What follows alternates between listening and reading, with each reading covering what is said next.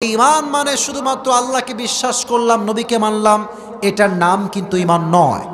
ঈমান হচ্ছে সেই ঈমান, বাতিলের সামনে হক কথা বলবেন, হৃদয়ে এক মুহূর্ত কোনো ভয় থাকা যাবে না, এটাও একটা ঈমান।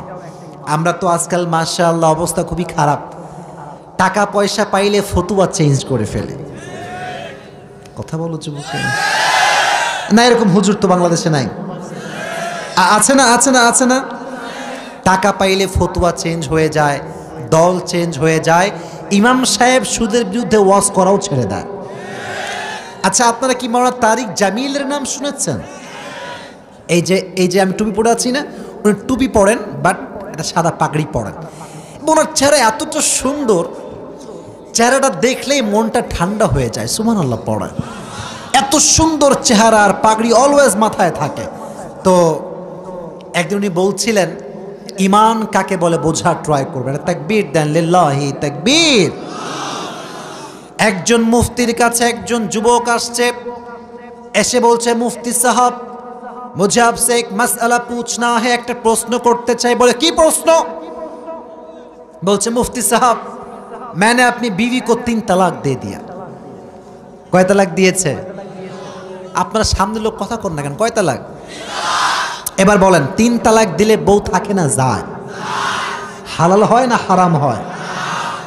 তো বলছে হুজুর प्लीज मैं अपनी बीवी से बहुत ही मोहब्बत करता हूं, कोई मसला तो होगा आपके पास हलाल करने के लिए, একটা ফতোয়া प्लीज। बोलছে बाबा मुझे माफ भी कर दे, दुआ भी कर दे, ये हलाल नहीं हो सकता, ये हराम है, হবে না হালাল এইটা।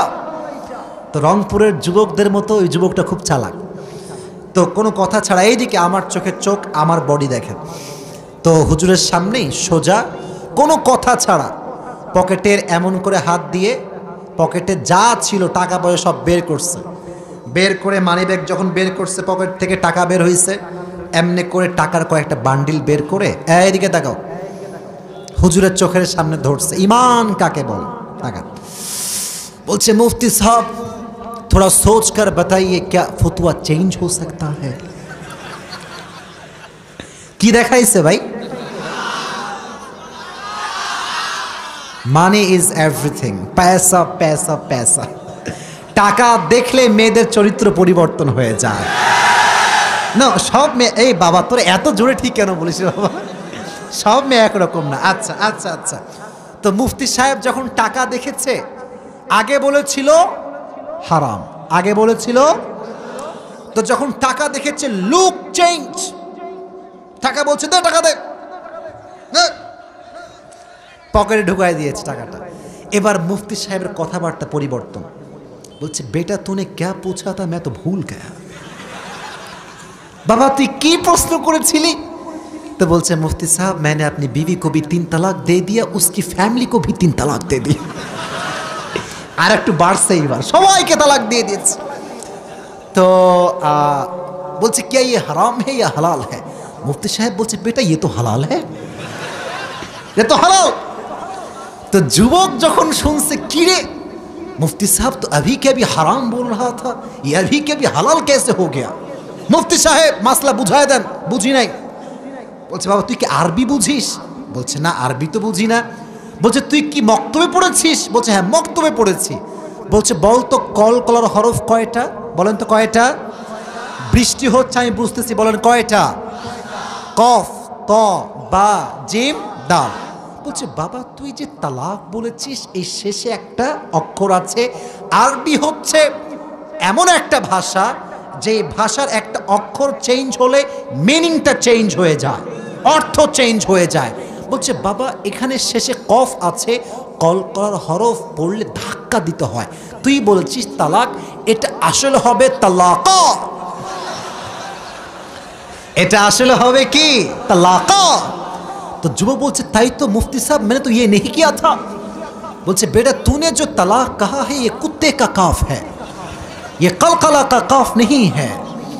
तो तेरे बीवी भी हलाल है और जो पैसे तूने मुझे दिया ये तो और भी हलाल है।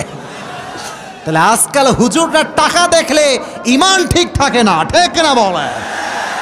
এই ঈমান রাখলে হবে না।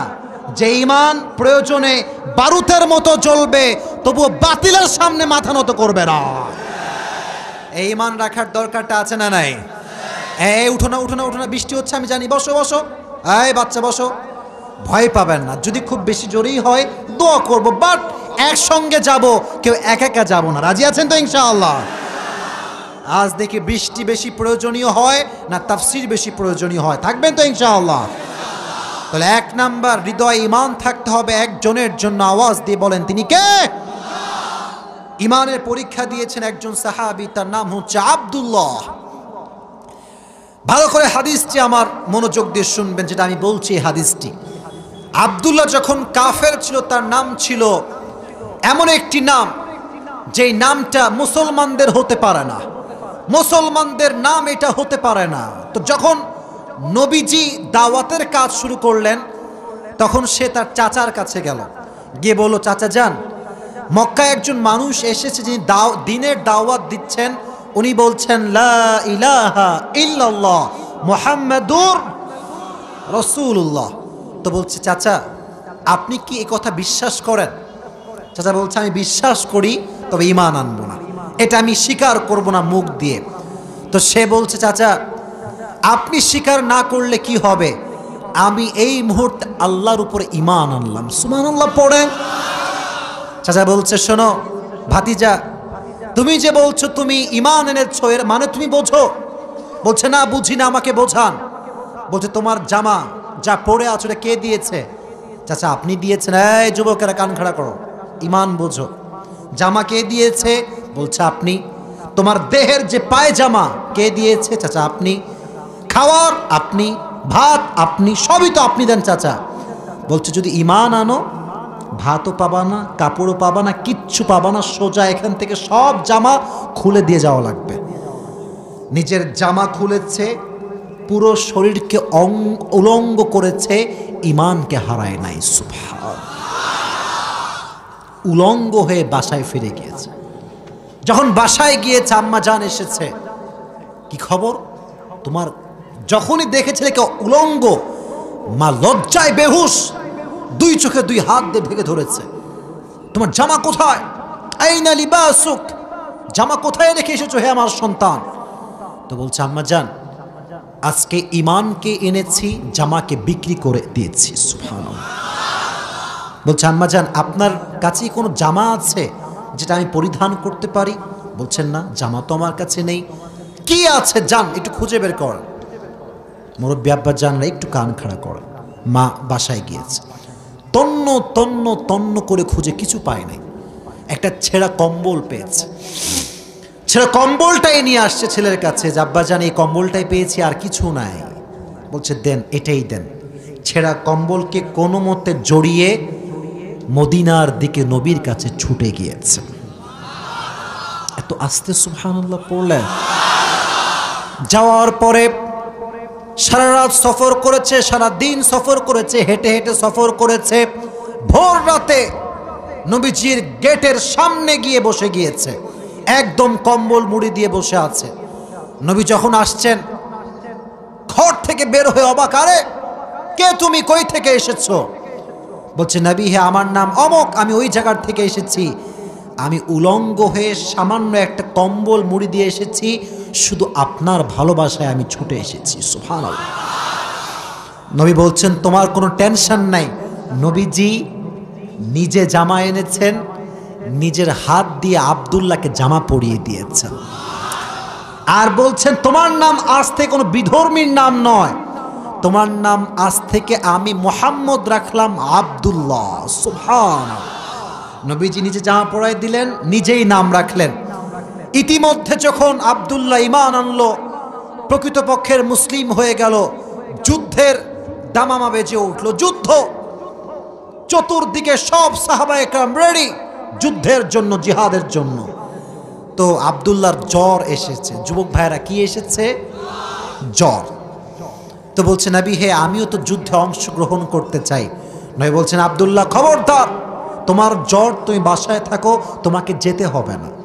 তো জেদ করছে, আমি যাবই, আমি যেতে চাই, যুদ্ধে অংশগ্রহণ করতে চাই।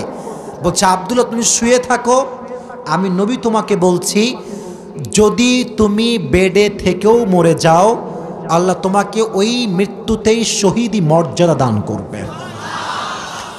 এবার নবীজি যুদ্ধে আসলেন। যুদ্ধে আসার পরে হঠাৎ করে একজন কাসেদ বার্তাবাহক খবর নিয়ে আসলো, ইয়া নবী, ইয়া রাসূলুল্লাহ, আপনার প্রিয় সাহাবী আব্দুল্লাহ দুনিয়াতে আর নেই।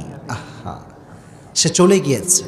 নবীজি যুদ্ধ রেখে নিজে আসলেন আব্দুল্লাহকে দাফন করবার জন্য। সুবহানাল্লাহ, জোরে সোরে পড়েন সুবহানাল্লাহ।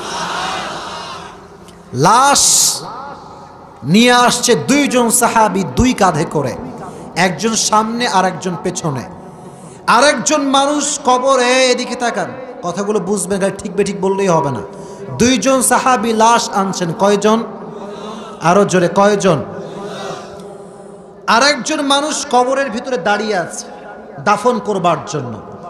আরেকজন ডান পাশে রাতের অন্ধকারে ছোট্ট একটা মোমবাতি নিয়ে দাঁড়িয়ে আছে আলো দেওয়ার জন্য।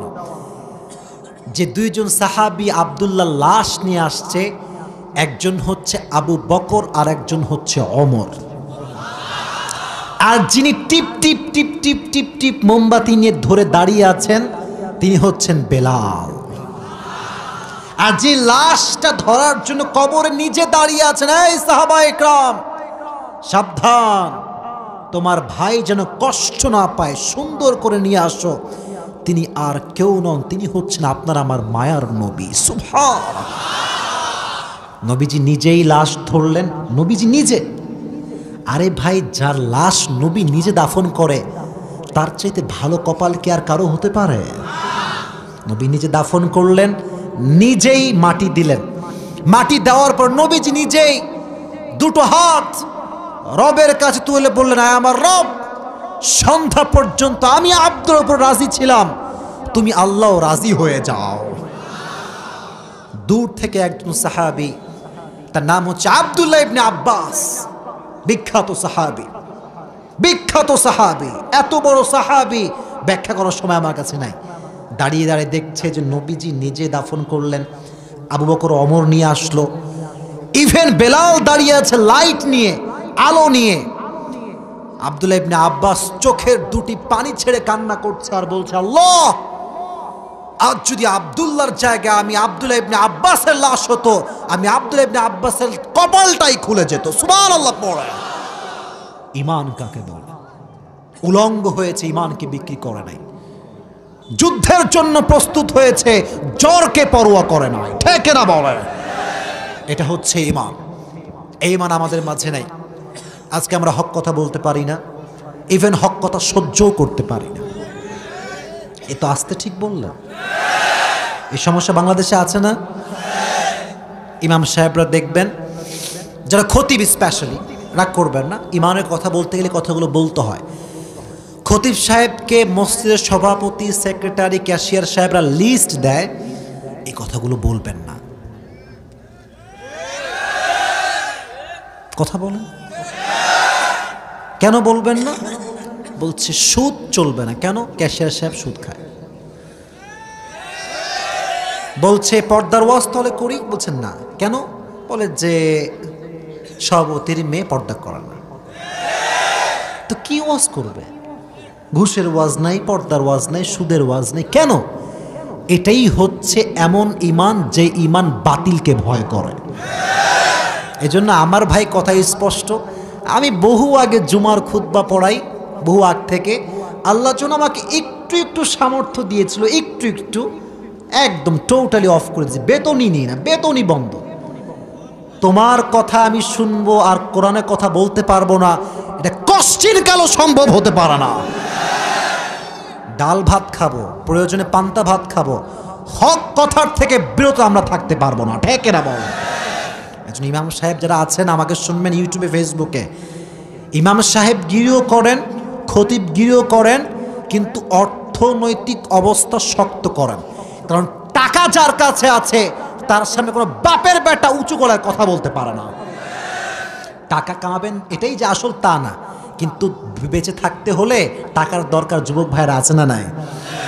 আল্লাহ সবাইকে শক্তিশালী ঈমান রাখার তৌফিক দান করুক, সকলেই পড়া আমিন।